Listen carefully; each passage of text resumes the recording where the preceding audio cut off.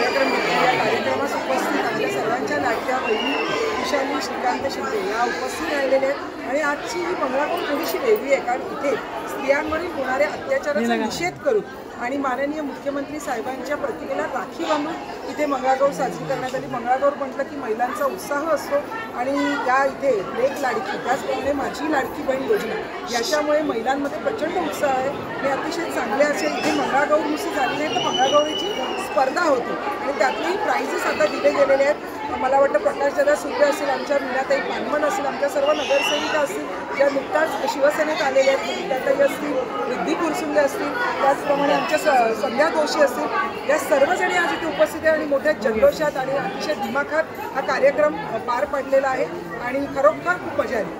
प्रत्येक ठिकाणी मुख्यमंत्री पोहोचू शकत नाही म्हणून त्यांच्या प्रतिमेला आज आगमन करून असे स्वागत केलेलं त्याबद्दल काय सांगेल। आणि दुसरीकडे विशालीताई यांचाही विशालीताई या खरंच संपूर्ण मुंबईमध्ये सर्व महिला आघाडीच्या कार्यक्रमाला फिरत आहेत। गेले 8 दिवस जवळजवळ त्यांनी आत्तापर्यंत 15 ते 16 कार्यक्रम केले आहेत आणि आत्ताही त्यात एक कार्यक्रम करून आलेले आहेत आणि खरोखर सगळ्या संपूर्ण शिंदे कुटुंबियांनी सतत महाराष्ट्र राज्याच्या लोकांच्या हितासाठी वेगवेगळे कार्यक्रम घेत असतात आणि तुम्ही बघितलं की खरोखर साहेब नाही आले पण साहेबांची प्रतिमा आली तरी केवढा उत्साह होता।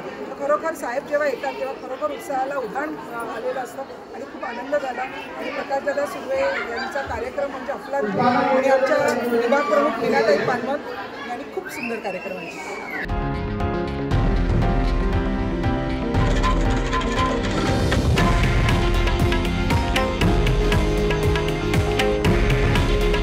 हे आहे देशातील नंबर 1 न्यूज नेटवर्क आणि आपण पाहत आहात TV9 मराठी। काळजी तुमची, हित महाराष्ट्राचं।